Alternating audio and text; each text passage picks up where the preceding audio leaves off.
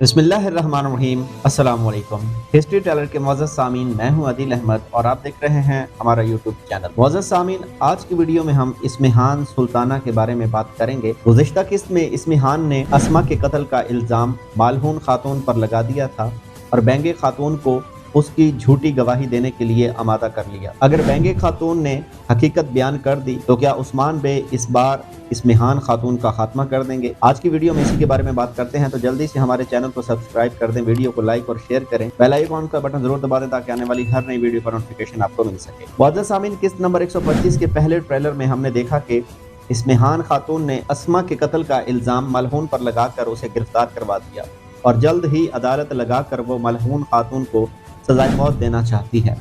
मंसूबा ये है कि बेंगे खातून को इस्मिहान खातून मजबूर करेगी कि तुम मालहून खातून के खिलाफ गवाही दो कि मैंने खुद देखा है कि मालहून खातून ने अस्मा को शहीद किया है। बल्कि बेंगे खातून को धमकी तक देगी कि अगर तुमने गवाही ना दी तो तुम्हारी बेटी आलचक की जिंदगी को भी खतरा हो सकता है। नाजरीन, अब देखना होगा कि क्या बेंगे खातून झूठी गवाही देगी या नहीं। दूसरी तरफ उस्मान बे ने भी ऐलान किया है कि अगर बेंगे खातून ने सच ना बताया और हकीकत को सामने ना लाई तो फिर हमारी तलवारें फैसला करेंगी।